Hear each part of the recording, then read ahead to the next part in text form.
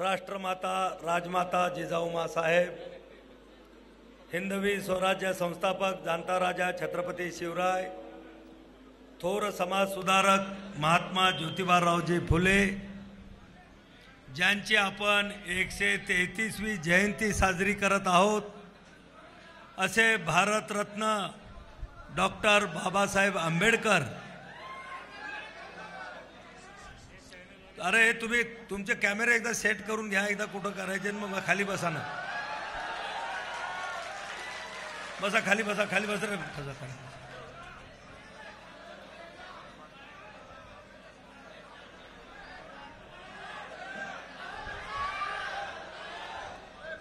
हिंदू हृदय सम्राट शिवसेना प्रमुख बाळासाहेब ठाकरे या सर्वांच्या पावन स्मृतीला अभिवादन करून आज आपण ज्यांना ऐकण्यासाठी एवढ्या मोठ्या संख्येनं या ठिकाणी आलेले आहात, असे महाराष्ट्र राज्याचे मुख्यमंत्री, शिवसेनेचे मुख्य नेते आदरणीय एकनाथरावजी शिंदे साहेब, व्यासपीठावर उपस्थित असलेले महाराष्ट्र राज्याचे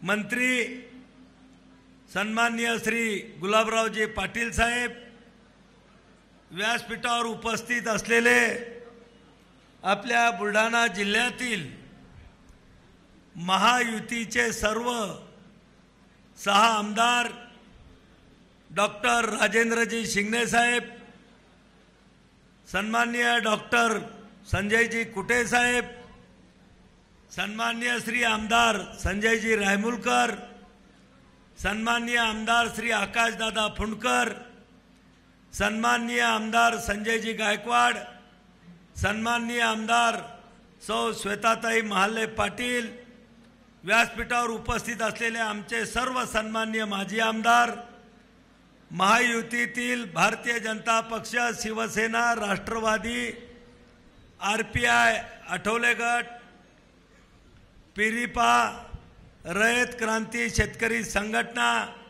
रासप आणि आमच्या सर्व मनसे आणि सर्व आमच्या या मित्र पक्षाचे जिल्ह्याचे प्रमुख पदाधिकारी, व्यासपीठावर उपस्थित असलेले सर्व सन्माननीय जिल्हा अध्यक्ष, सर्व पक्षाचे, सर्व अंगीकृत संघटनाचे, महिला आघाडीच्या सर्व आमच्या पदाधिकारी, युवा सेनेचे आमचे सर्व जिल्ह्यातील पदाधिकारी, उपस्थित माझ्या तमाम बांधवांनो, मातांनो आणि भगिनींनो, खरं म्हणजे मी आपला जास्त वेळ या ठिकाणी घेणार नाही, पण बांधवांनो, मी सर्वप्रथम आपल्या सगळ्यांचे मनापासून या ठिकाणी आभार व्यक्त करणार आहे आणि आपणा सर्वांना धन्यवाद सुद्धा देणार आहे।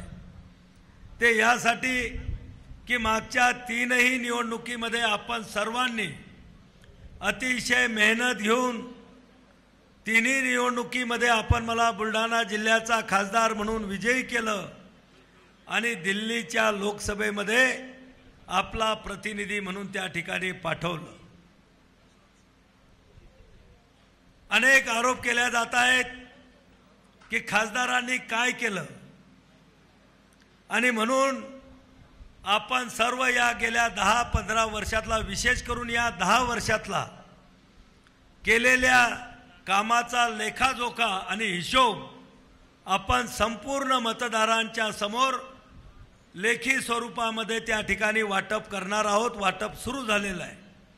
ते वाचल्यानंतर विरोधकाला सुद्धा कळेल की बुलढाणा जिल्ह्यातून लोकसभेमध्ये गेलेल्या खासदारांनी त्या ठिकाणी आपल्यासाठी किती निधी आणला, कोणत्या विकासाच्या योजना आणल्यात, याचा लेखाजोखा त्यांना सुद्धा त्या ठिकाणी कळेल। बांधवांनो, गेली 15 वर्ष खासदार म्हणून काम करत असताना पहिली 5 वर्ष मी विरोधातला खासदार होतो। त्यावेळेस मनमोहन सिंगजींच्या नेतृत्वामध्ये काँग्रेसचं UPAचं सरकार होतं, पण 2014 पासून आपल्या सगळ्यांच्या मेहनतीतून आदरणीय नरेंद्र मोदीजींच्या नेतृत्वामध्ये केंद्रामध्ये भारतीय जनता पक्ष शिवसेना NDAचं सरकार त्या ठिकाणी आलं आणि खऱ्या अर्थानं 14 पासून तर आज 2024 पर्यंत या बुलढाण्यामध्ये अनेक विकास कामं झालेली आहेत। बांधवांनो, या जिल्ह्यामध्ये 2014च्या अगोदर फक्त एक नॅशनल हायवे होता, नॅशनल हायवे नंबर 6, जो मलकापूर, नांदुरा, खामगाव, अकोला, नागपूरकडे, कलकत्त्याकडे जात होता। त्याची अवस्था इतकी बिकट होती की खड्ड्यात रस्ता की रस्त्यात खड्डा हे कळत नव्हतं। दररोज ॲक्सिडेंट होत होते। दुसरा कुठलाही नॅशनल हायवे आपल्या जिल्ह्यामध्ये राष्ट्रीय महामार्ग नव्हता।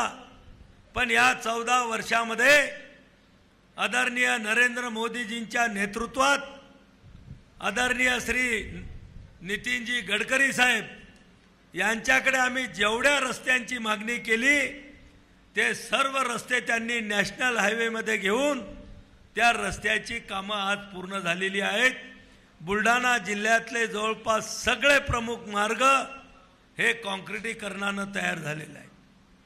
आज आपल्या बुलढाणा मतदारसंघातून जाणारा जो मुख्य रस्ता आहे मलकापूर बुलढाणा चिखली, हा मलकापूर सोलापूर हायवे म्हणून त्या ठिकाणी जाहीर झालेला आहे। पण पूर्वी हा BOT मध्ये बुलढाणा अर्बन बँकेला दिलेला असल्यामुळं आणि त्याचा कालावधी अजून संपलेला नसल्यामुळं त्याच्यावर 1200 कोटी रुपये गडकरी साहेबांनी मंजूर केलेत। पण त्याचा तो काम सुरू व्हायला थोडा त्या ठिकाणी टेक्निकल अडचण आहे, पण लवकरच त्याच्यावरही तोडगा काढून त्या नॅशनल हायवेचं काम सुरू होणार आहे। निधी 1200 कोटी रुपये केंद्र सरकारनं त्यावर मंजूर केलेला आहे।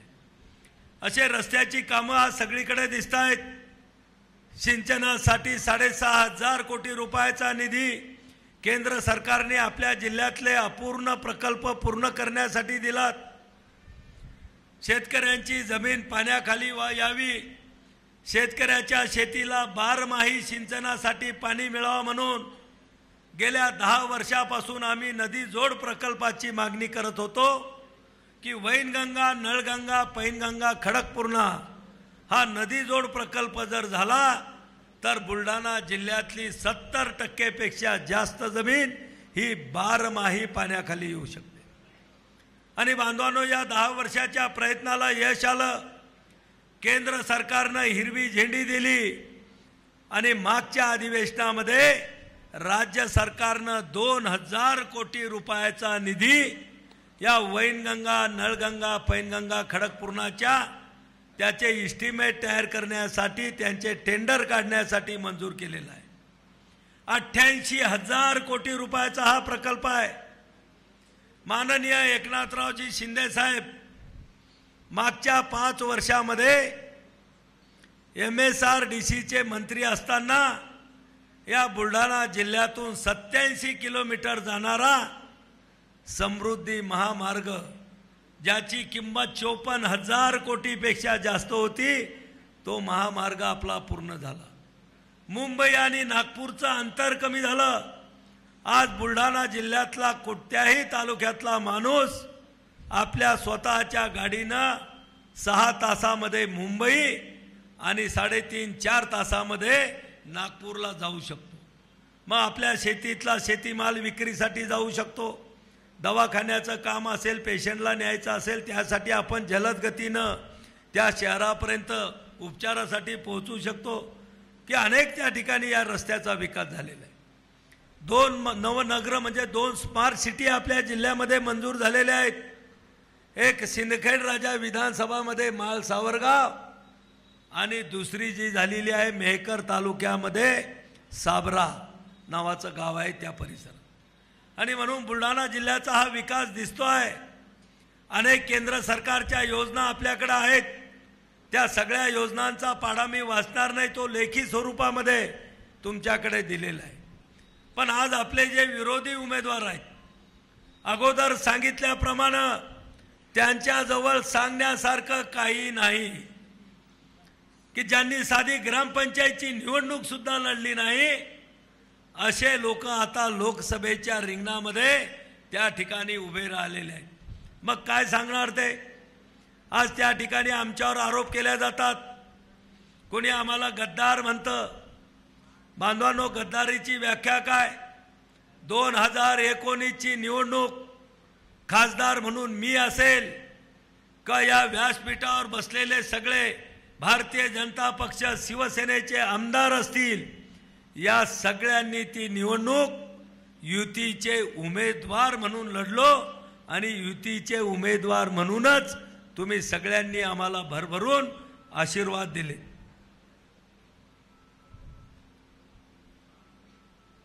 आणि 2019 ची निवडणूक झाल्यानंतर आमच्या नेत्याच्या असं लक्षात आलं की आता कुठल्याही एका पक्षाचं सरकार स्थापन होऊ शकत नाही किंवा माझा पक्ष जिकडे मी घेऊन जाईल तिकडचाच मुख्यमंत्री होणार आहे। आणि म्हणून वेगवेगळे डावपेच खेळल्या गेलेत, अनैसर्गिक युती केली। भारतीय जनता पक्षाला बाजूला ठेवत आमच्या कोणाचीही इच्छा नसताना केवळ स्वतःला मुख्यमंत्री करण्यासाठी संपूर्ण पक्ष घेऊन युतीच्या लोकांसोबत गद्दारी करत काँग्रेस, राष्ट्रवादी अशा या सेक्युलर पक्षासोबत जाऊन त्यांनी युती केली, आघाडी केली आणि मुख्यमंत्रीपद घेतलं। बरं, घ्यायला हरकत नव्हतं। आम्हाला थोडंसं मनाला एका बाजूला समाधान वाटलं। जसं लग्नामध्ये मुलीच्या वडिलाला वाटत असतं ते समाधान आम्हाला वाटलं। मुलीच्या वडिलाच्या डोळ्यामध्ये एका डोळ्यामध्ये आनंद अश्रू असतात तर दुसऱ्या डोळ्यामध्ये दुःखाश्रू असतात। का जिला मी आतापर्यंत वाढवलं, पोसलं, तळहातावरल्या फुलाप्रमाणे फोडाप्रमाणे जपलं, आज ती माझा घराचा उंबारठा ओलांडून दुसऱ्या घराची सून त्या ठिकाणी होणार आहे, आपलं घर ती सोडणार आहे म्हणून दुःख असतं। पण आज आपल्याला कन्यादान करायला मिळणार आहे, आपली मुलगी दुसऱ्या कोणाचा तरी संसार फुलवणार आहे म्हणून एका डोळ्यामध्ये आनंद असतो। तेच आनंद त्या काळात आमच्या सगळ्यांच्या डोळ्यात होता, शिवसेनेच्या। एका डोळ्यात दुःख होतं की आपण नैसर्गिक युती तोडली, पण दुसऱ्या डोळ्यामध्ये थोडी आशा होती की चला आपला मुख्यमंत्री झाला, आता आपली कामं, शिवसैनिकांची कामं या ठिकाणी खूप मोठ्या प्रमाणात होती। पण काय पाहिलं आम्ही 2.5 वर्षामध्ये? या 2.5 वर्षामध्ये मुख्यमंत्री घराच्या बाहेरच निघाले नाही। फेसबुक लाईव्ह सगळा कारभार चालू होता, शिवसैनिकावर अन्याय अत्याचार सुरू होते, शिवसेनेच्या आमदार खासदार मंत्र्यांना भेटायला वेळ मिळत नव्हता, साधा फोन उचलला जात नव्हता, कुठल्याही विकास कामाचं पत्र आम्ही दिलं त्याच्यावर एंडोर्समेंट होत नव्हती, सही होत नव्हती, इकडून पत्र घेतलं की तिकडून मिलिंद नार्वेकरच्या हातात दिल्या जायचं। शेवटी त्या पत्राचा पत्ता आम्हाला खाली लागत नव्हता। आणि अशा परिस्थितीमध्ये आदरणीय शिंदे साहेबांनी उठाव केला। सगळ्यांच्या मनामध्ये नाराजी होती, पण पुढं कोण व्हायचं, माजराच्या गळ्यात घंटा कोणी बांधायचा हा मोठा विषय होता। ती हिम्मत एकनाथराव शिंदे साहेबांनी दाखवली आणि कुठलीही तयारी नसताना 40 पेक्षा जास्त आमदार शिवसेनेचे, 10 अपक्ष, 50 आमदार आणि 18 पैकी 13 खासदार अगदी एका मिनिटात त्यांनी जुनं नेतृत्व बाजूला करून या उठावामध्ये सहभागी झाले। उठाव यशस्वी झाला। निवडणूक आयोगाकडे प्रकरण गेलं, खरी शिवसेना कोणाची, खोटी शिवसेना कोणाची। निवडणूक आयोगाने निकाल दिला, खरी शिवसेना ही एकनाथराव शिंदे साहेबाची।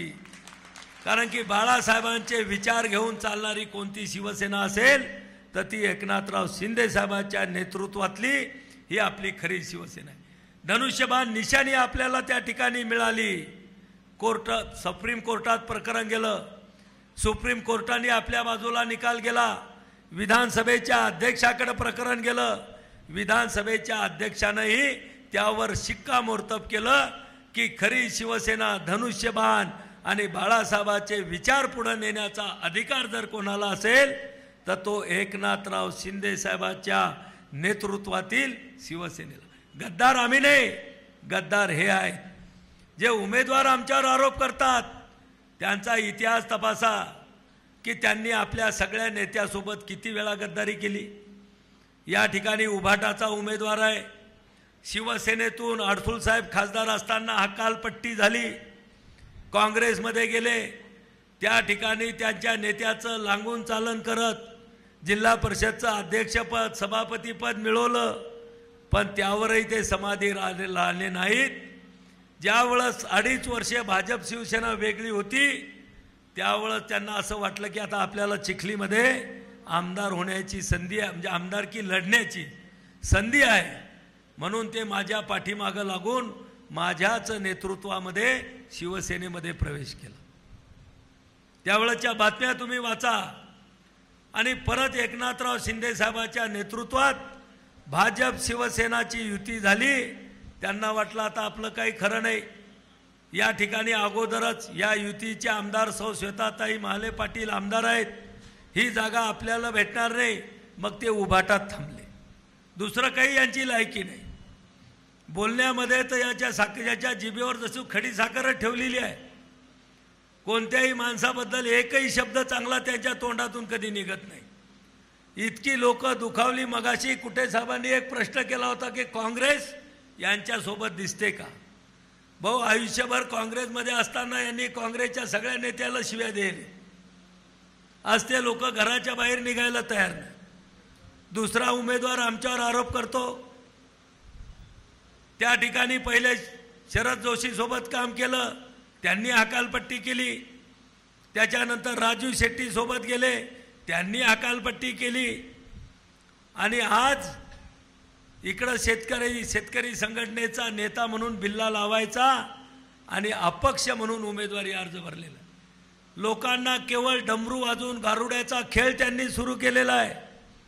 गारुडी कसा असतो, डमरू वाजवलो की लोक जमा होतात, तो लोकांना सांगतो की मी वादीचा साप तयार करतो आणि लोकांची नजर भूल करून तो वादीचा साप दाखवतो, कागदाच्या नोटा तयार करून दाखवतो, लोक टाळ्या वाजवतात आणि कार्यक्रम संपला की स्वतःचं कटुरं काढतो आणि लोकांच्या पुढे भीक मागतो की मला एक रुपया टाक।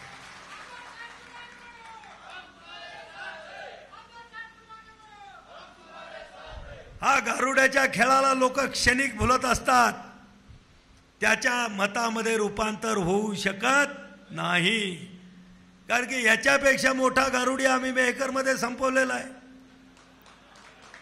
मेहकरचा गारुडी आमच्या वेळेस किती मोठा होता हे आमच्या सगळ्या लोकांना माहीत आहे। सुबोध सावजी नावाचा मोठा गारुडी आम्ही आता बिलकुल कुलपाच्या हात बसवलेला आहे, एकही संस्था त्याच्याजवळ राहिलेली नाही, सगळ्या शिवसेनेकडे। आणि म्हणून बांधवांनो, याच्या अपप्रचाराला तुम्ही तिकडे लक्ष देऊ नका, कोण्या विरोधी उमेदवाराचं नाव घेऊ नका, फक्त या ठिकाणी उत्साह जोशामध्ये काम करा। अरे आपली कामं लोकांना सांगा की खामगाव जालना रेल्वे मार्ग 100 वर्षाच्या अगोदरची मागणी होती, सतत 15 वर्ष आम्ही प्रयत्न केलेत, अनेक तांत्रिक अडचणी दूर केल्यात, आणि आज केंद्र आणि राज्यानं आपला 50% हिस्सा त्या ठिकाणी बजेट आपल्या अधिवेशनामध्ये आणि कॅबिनेटची बैठक घेऊन महाराष्ट्र शासनानं कॅबिनेटमध्ये सुद्धा माननीय मुख्यमंत्री एकनाथराव शिंदे साहेब, आदरणीय फडणवीस साहेब, आदरणीय अजितदादा यांनी कॅबिनेटमध्ये मंजूर करून केंद्राला पत्र दिलं की आता कामाला सुरुवात करायला हरकत नाही। दुसराही रेल्वे मार्ग जळगाव संग्रामपूरमधून जाणारा सुरू झाला। कामं किती आहेत आपल्याजवळ सांगण्यासाठी, ही मोठमोठी हजारो कोटी रुपयाची कामं आज केंद्राच्या माध्यमातून होत आहे। जल जीवन मिशनचे कामं आज प्रत्येक गावामध्ये सुरू आहे, शुद्ध पिण्याचं पाणी। आणि म्हणून आपल्याला आपली कामं सांगा, कोण्या विरोधकाचं नाव त्या ठिकाणी घेऊ नका। बांधवांनो, जिकडे तिकडे आम्ही जातो लोक भेटतात, भाऊ आपण 2 लाखाने येणार, कोणी म्हणते 3 लाखाने येणार, आणि आता ही सगळी परिस्थिती जिल्ह्याची पाहिली तर इथं बसलेले सगळे 6च्या 6 आमदार हे आपल्या महायुतीचे आहेत, ताकदीनं मतदारसंघामध्ये आपापल्या काम करतायत। सगळे माजी आमदारही आपल्या सोबत आहेत, आपले सगळे पदाधिकारी संघटना ह्या कामाला लागलेल्या आहेत. पण लोकांना असं वाटते आपली शिट्ट आलेलीच आहे आणि म्हणून थोडी सुस्ती त्या ठिकाणी कार्यकर्त्यामध्ये दिसते. माझी हात जोडून आपल्या सगळ्यांना नम्र विनंती आहे की बांधवांनो, गाफील राहू नका, सुस्त राहू नका, वातावरण निर्मिती करा आणि बहुसंख्येनं मतदान करून घ्या. कारण की 26 तारखेला लग्न तिथी आहे. आपल्या गावातला नवरदेव दुसऱ्या गावाला वऱ्हाडी घेऊन जाताना मतदान करण्याचा त्याला आग्रह धरा. मतदान केल्याशिवाय त्यांना जाऊ देऊ नका. मतदानाची टक्केवारी वाढवा. विजय आपला निश्चित आहे. लाखाच्या फरकानं आपण त्या ठिकाणी येऊ, पण तो सगळ्यात मोठा विजय आपल्या बुलढाणा जिल्ह्यातून आपला झाला पाहिजे. यासाठी मनापासून प्रयत्न करा.